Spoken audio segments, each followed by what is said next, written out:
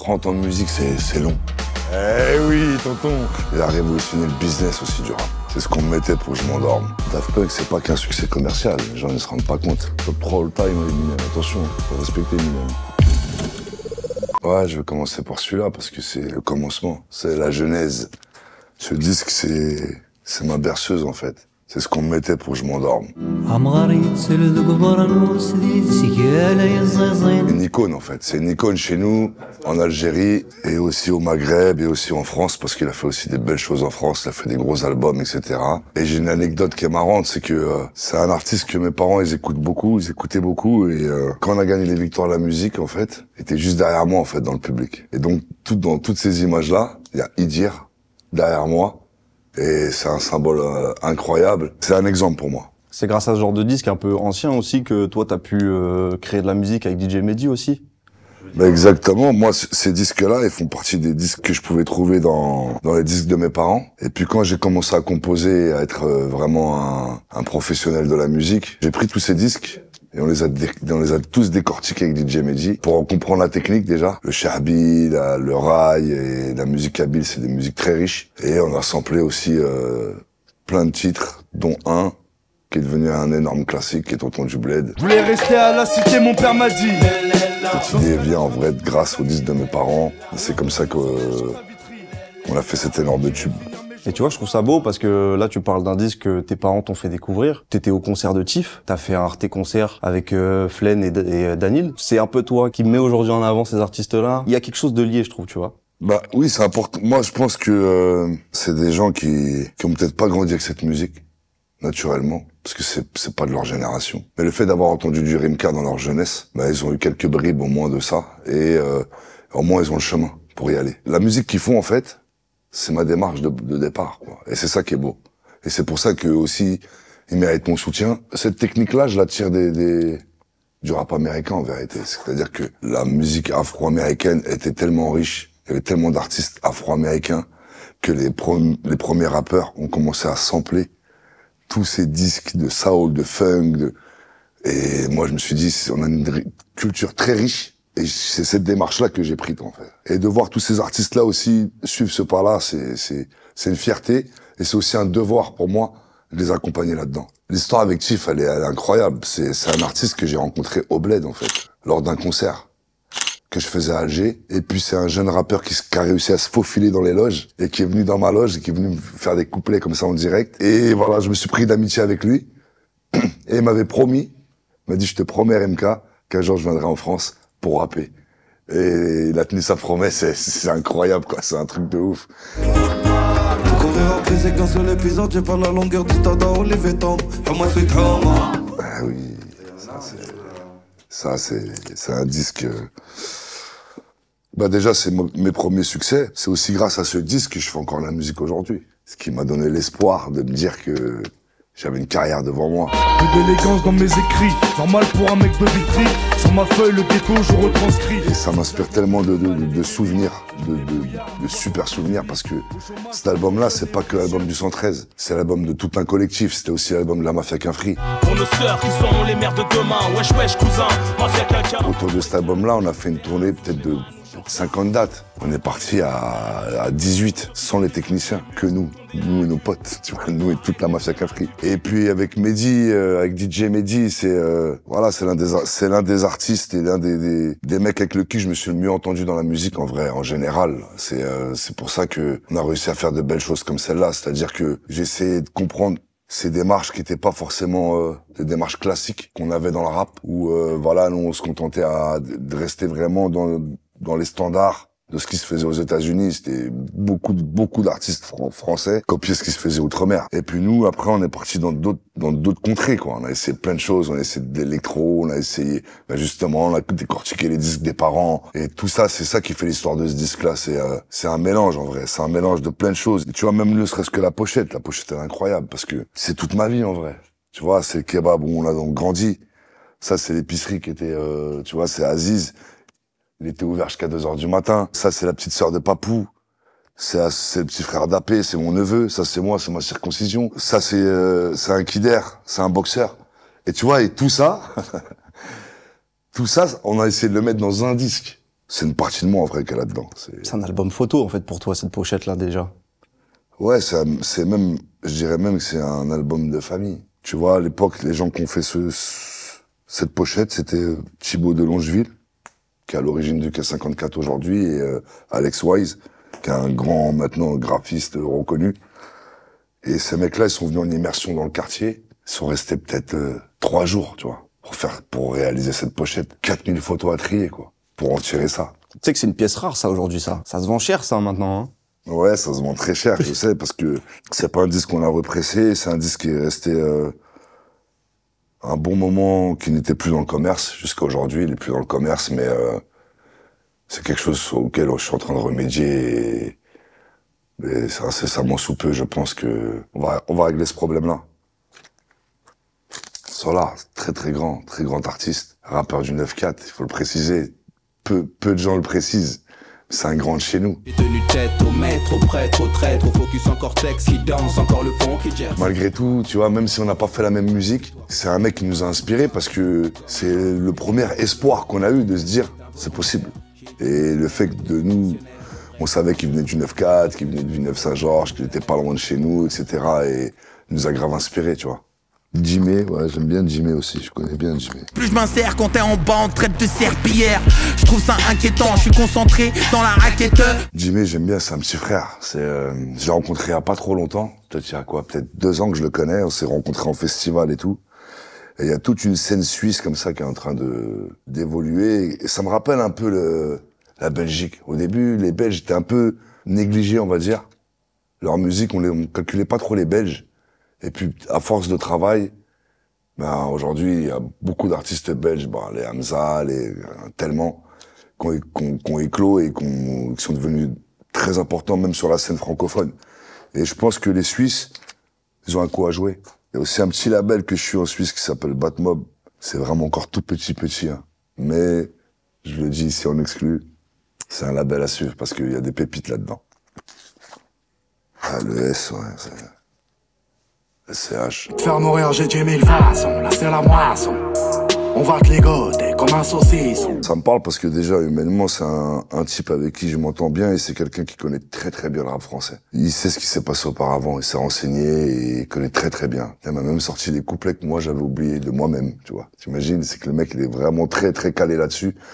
Et je pense que c'est un artiste qui a encore une belle carrière devant lui. C'est les démarches que j'aime, moi, les démarches vraiment marquées. C'est-à-dire que, à un moment donné, il faut essayer d'apporter quelque chose de différent de ce qui se passe dans le paysage actuel. Et lui, c'est ce qu'il a essayé de faire. Il a amené une autre imagerie, il a une voix nasillarde comme ça qui est pas facile de base à écouter. Et puis finalement, quand tu rentres là-dedans, c'est une drogue, tu vois. Dans sa discographie, si tu devais garder peut-être un titre ou un album, toi, tu penses à quoi tout de suite? Là, tout de suite, je pense à Morpheus. Yves Saint Laurent, tiens mon 43, la ceinture hardfort, tiens mon 44. Ils ont vu les cendres, moi j'ai vu les flammes, t'as pu de sais que je monte comme le 44. Mais c'est juste incroyable. Et le clip, il est tout con. En fait, il est dans une chambre d'hôtel, il est en train de manger un filet de bœuf, tu vois. Et toute l'imagerie, tu vois, il a ses bagues, il a son truc. Et ça, franchement, c'est quelque chose qu'on voyait pas dans le rap français, tu vois. Dandy italien, mafieux. Ça me parle, tu vois. Ben, cet album-là, en fait, Travis Scott, il est très chaud parce que, pour moi, c'est le fils héréditaire de Kanye West et de toute la folie de Kanye West, en vrai. Please don't wake me up, I feel it creeping. Controlling how you move a lucid dreaming. Ben, incontestablement, c'est l'un des meilleurs albums de 2018, hein, facile. Dans les prises de risque, dans la sonorité, tu vois. Moi, je suis un mec, je me prends beaucoup la tête sur l'après-enregistrement, l'après-recording. Être un bon artiste, c'est pas seulement être un bon interprète ou un bon auteur. C'est aussi aller jusqu'au bout de l'étape, de la finition totale du morceau. Et là-dedans, on a de la réal qui est juste incroyable, quoi. Et puis même, la première fois que je l'ai écouté, ce que j'ai vraiment kiffé dans cet album-là, c'est que le fait qu'il n'ait pas nommé les feats, ça te conditionne pas dans une écoute, tu vois. Donc, tu l'écoutes vraiment comme une œuvre. Et moi, souvent, je dis que la voix, c'est un instrument de plus sur la musique. Et le fait qu'il ait invité des mecs comme Drake, et tous ces mecs-là, en fait, ils sont juste, ils viennent intervenir dans le projet comme des instruments de musique. Et ça, je trouve ça vraiment La réal de ces disques, elle est juste incroyable. D'ailleurs, je pense pas qu'il réussira à faire aussi bien. T'en as pensé quoi d'Utopia? Ça va. Il y a des titres qui vont rester, mais c'est pas un album que je réécouterai du début à la fin. Il y a des albums comme ça qui rentrent dans notre patrimoine musical. Celui-là, il en fait partie. Utopia, là, il en fera pas partie. On repart dans la préhistoire du rap, là. Mais je kiffe venir parfois dans des vieilles boutiques comme ça de vinyle. C'est rare, hein. J'ai peu de temps maintenant, je le fais de moins en moins, mais j'aime pour me réécouter des trucs parce que 30 ans de musique, c'est long. Et donc, parfois, sur la route, il y a des choses qui nous ont marqués, mais sur lesquelles on revient peu.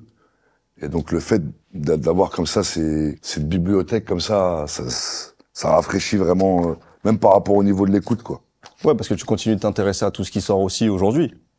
C'est ça, et ça me prend aussi beaucoup de temps d'écouter tout ce qui se passe aussi aujourd'hui dans le paysage, parce que j'écoute ce qui se passe en France, j'écoute ce qui se passe au States, j'écoute ce qui se passe aussi maintenant en Europe, parce qu'il se passe plein de choses maintenant en Europe, en Italie, en Espagne, en Allemagne. Tu vois, il y a des Luciano, il y a des Morad, il y a des Gali. On n'a pas connu ça, nous, à notre époque. C'était pas comme ça, tu vois, il y avait peut-être 2 artistes. C'est ça que je cherchais depuis tout à l'heure. Ça, c'est l'album qui m'a formé. C'est l'école des Shaolin, celui-là. C'est la formation ultime.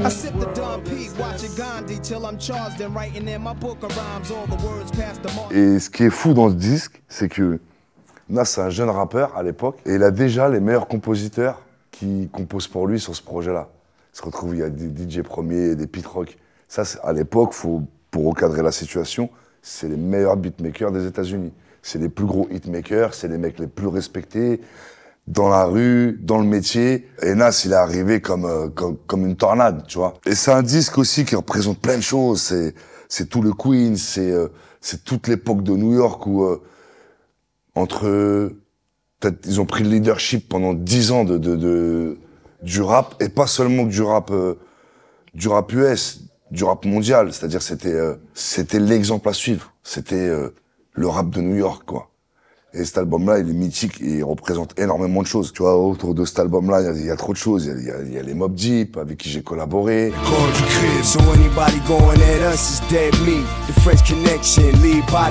T'as toujours été très New York, de toute façon. Oui, toujours. Toujours, même souvent quand on me demande entre Tupac et Biggie, je penche un peu vers Biggie, même si j'ai énormément écouté Tupac et que j'ai un énorme respect pour lui, mais New York, pour moi, c'est ce qui m'a forgé, c'est ce qui m'a fait.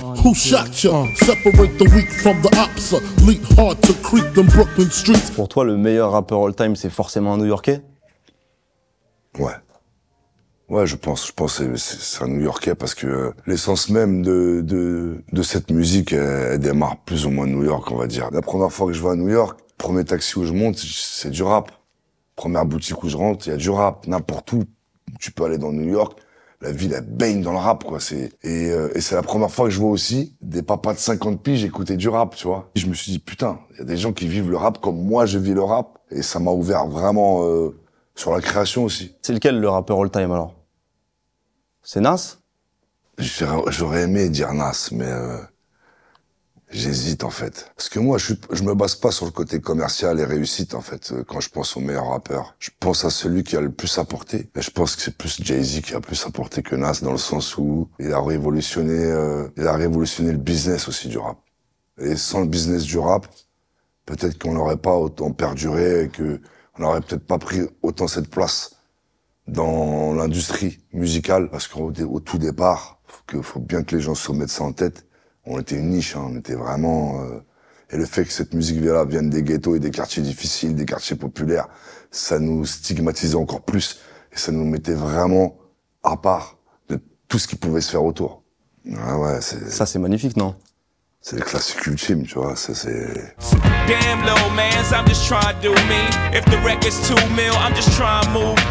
D'ailleurs, c'est l'une des rares fois où Jay-Z, je l'ai vu en difficulté. Parce que Eminem, ce qu'il a fait sur ce disque, c'est incroyable.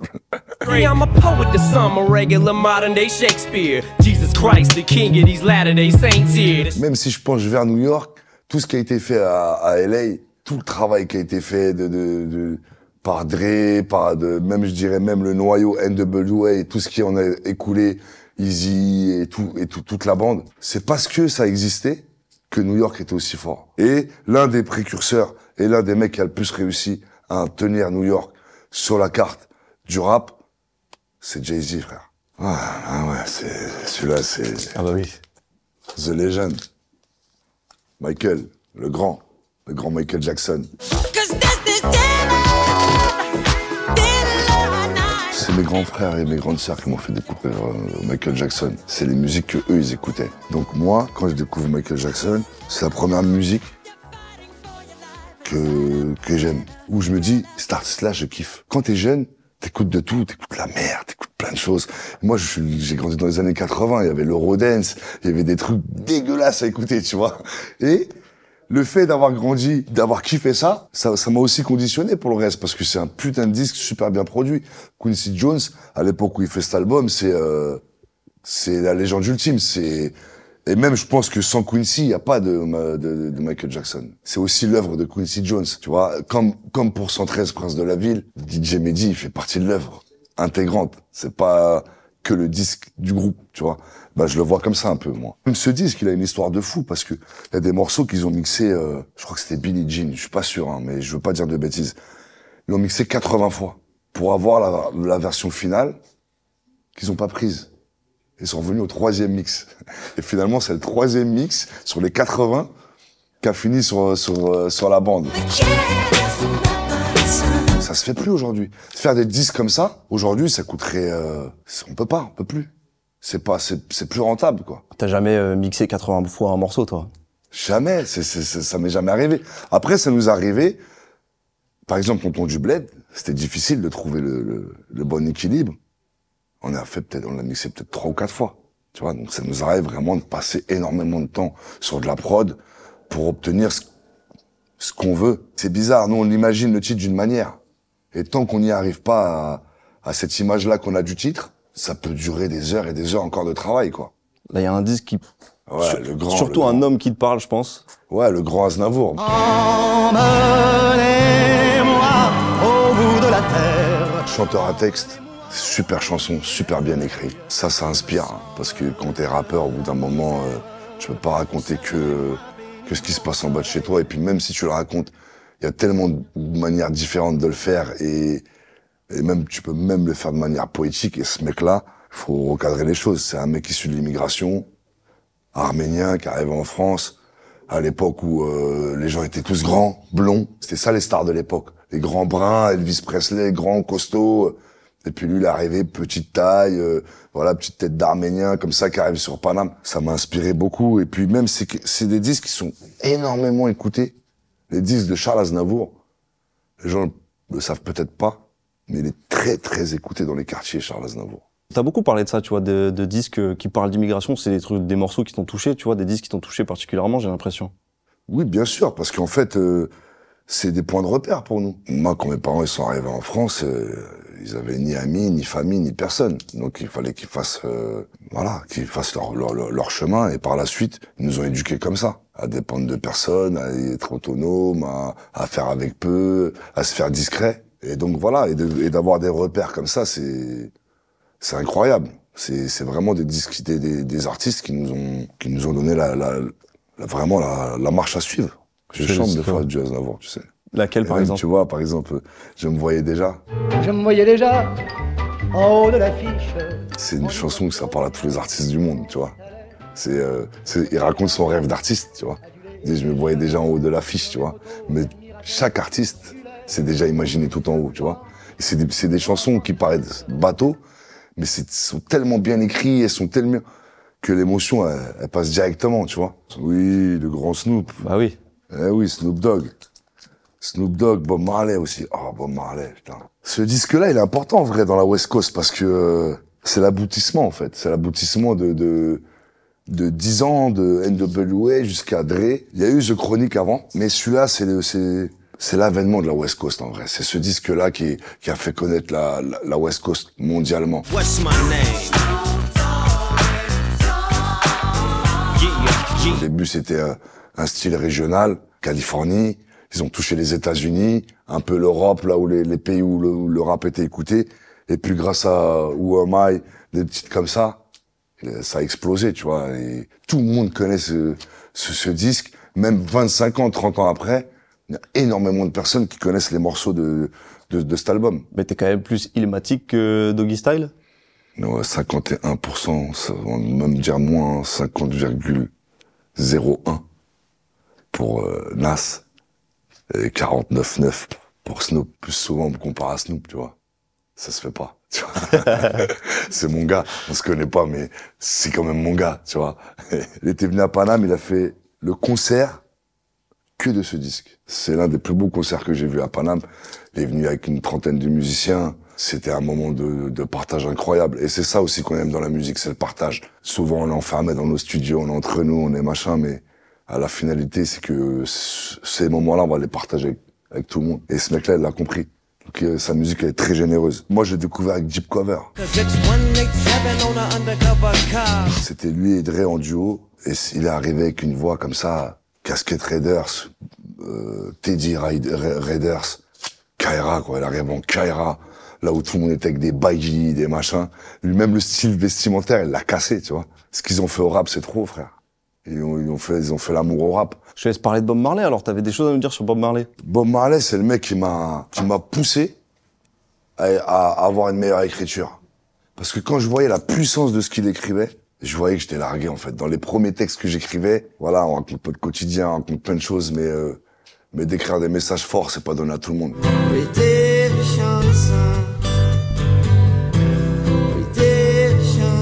Vraiment, les chansons qu'il a faites, pour moi, c'est l'hymne des humains, en fait. C'est l'un des mecs qui a rassemblé le plus de types différents en auditeurs. Moi, j'ai vu des rockers s'écouter Bob Marley.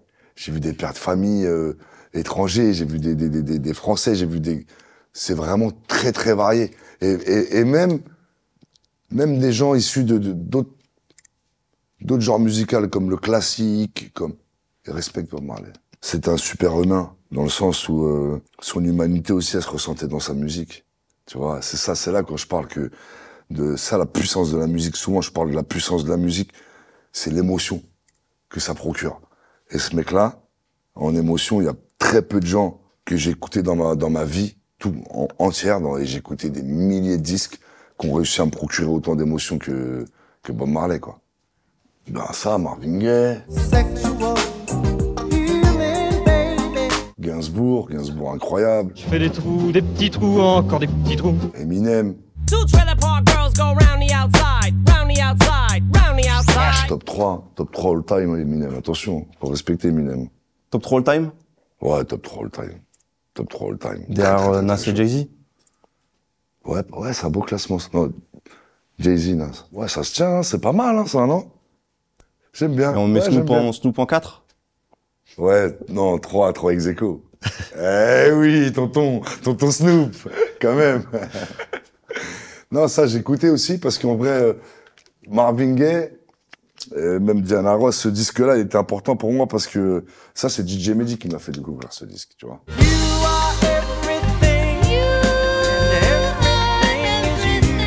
Et moi, j'écoutais un peu de funk, j'écoutais, mais très peu. Et grâce à ce disque-là, il m'a dit, passe au-dessus de tes a priori, viens, on écoute ce disque. On l'a écouté, j'ai trouvé incroyable. Et ce disque-là m'a emmené à d'autres disques, en fait. C'est ce disque-là qui m'a ouvert sur la soul. De Marvin Gaye, je passais à Curtis Mayfield, etc., etc., et j'ai rebondi d'artiste en artiste, jusqu'au jazz, qui était une musique inconnue pour moi.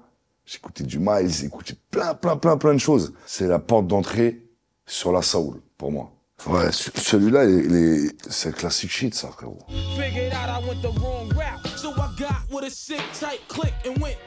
On parle de l'avènement de New York, du leadership de New York sur le rap US.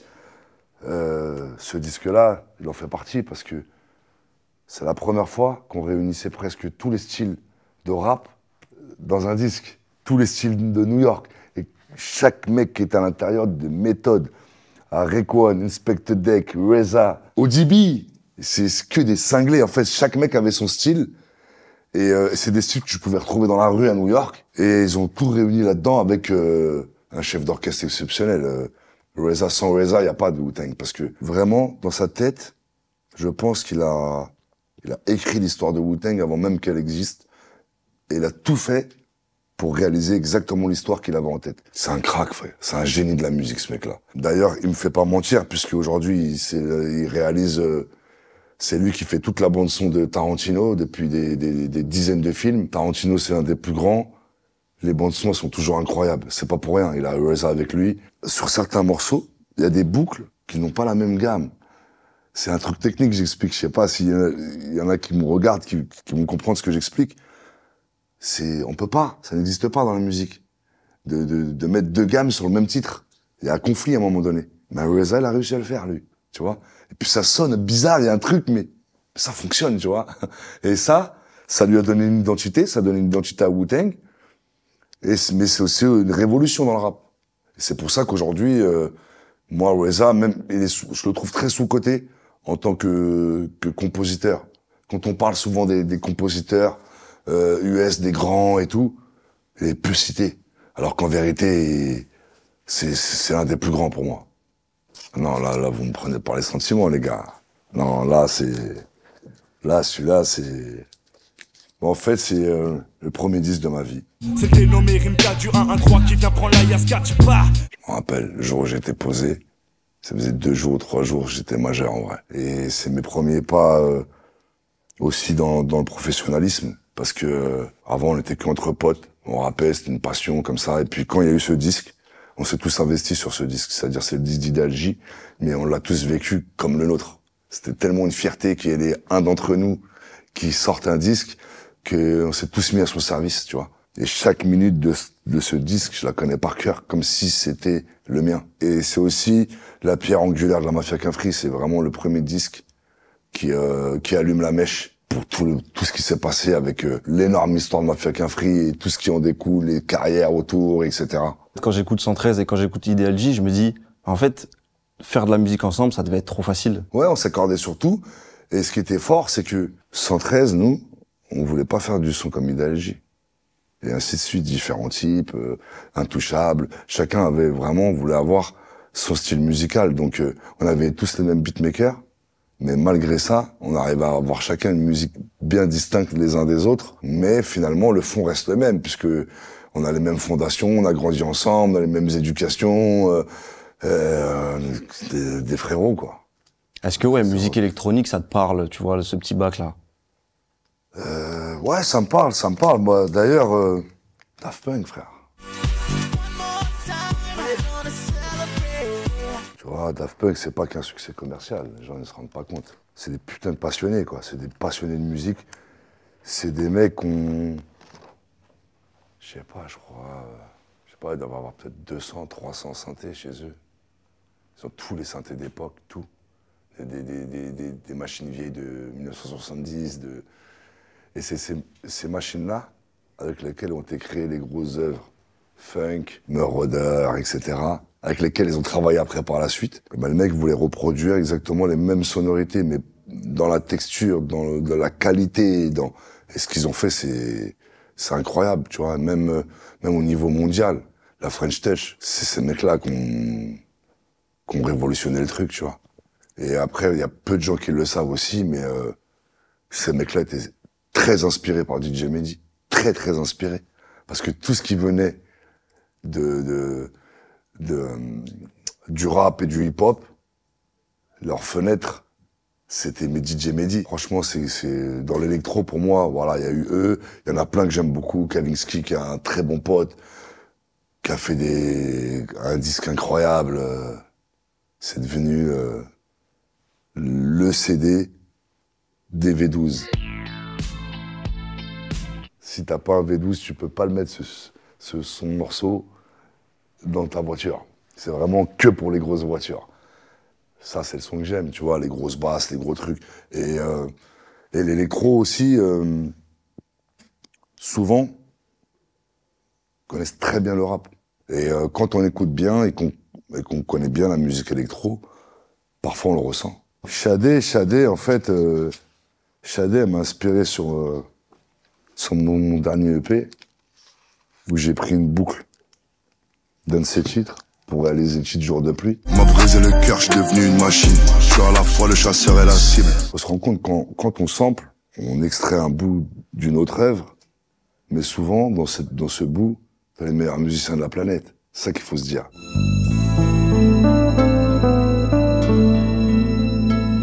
T'as peut-être les meilleurs violonistes, les meilleurs bassistes, les meilleurs guitaristes et tout. Donc, Sadé, elle fait partie de ces gens-là, des grands. C'est les grands de la musique, ça. Donc, quand je m'inspire d'une de ces œuvres, ma démarche, c'est celle-là. C'est d'aller chercher ce qui se fait de meilleur. Tu vois? Et donc, je l'ai pris j'ai pris un extrait d'un de ses titres pour faire Jour de pluie. Et voilà, sans son œuvre, j'y serais pas réussi, j'y serais pas arrivé, mais en même temps, c'est une fierté. Et c'est aussi un hommage aussi à cette musique-là, toute cette musique-là, soul, où tous les gros beatmakers américains ont baigné dedans, tous les grands rappeurs US ont baigné dedans, ils ont tous grandi avec ces sons-là, tous ce que tu vois. Tout ce que tu vois là, Aretha Franklin, tout ça, tous ces sons-là, ils font partie de la culture musicale d'un rappeur aux États-Unis. L'exercice de base, c'était de sampler de la soul. Et quand j'ai commencé à fouiller un peu partout dans les trucs que j'écoutais auparavant et tout, je suis tombé là-dessus. Et quand je suis tombé là-dessus, j'ai dit putain merde, incroyable. Tu vois, ça fait Mobb Deep aussi l'avait samplé.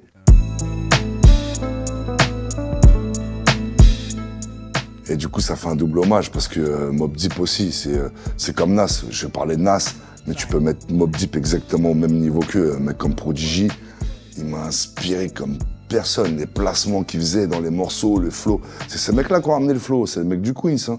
C'est Rakim, c'est Marley Marl, c'est tous ces mecs-là qui ont ramené le flow dans le rap. Avant, on rappait on rappait comme ça, ou on rappait tu vois, ça rappait comme ça avant, tu vois. Avant les mecs du Queens, tu vois. Donc, ils ont vraiment révolutionné le rap. Et Alchemist aussi, hein. Vraiment, je tiens à vraiment grand hommage à Alchemist.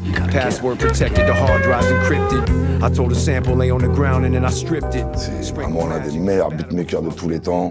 Jusqu'à aujourd'hui, il est partout. Je crois qu'il est dans Utopia aussi. C'est trop ce mec. Et humainement, j'ai eu la chance de le rencontrer, comme les Mobb Deep.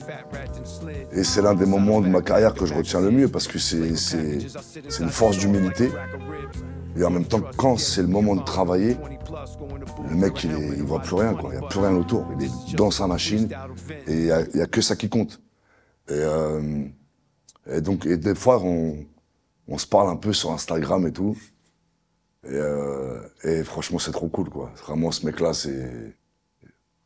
j'ai un énorme respect pour Alchemist. Tu vas le rejoindre bientôt pour une session studio, peut-être, non?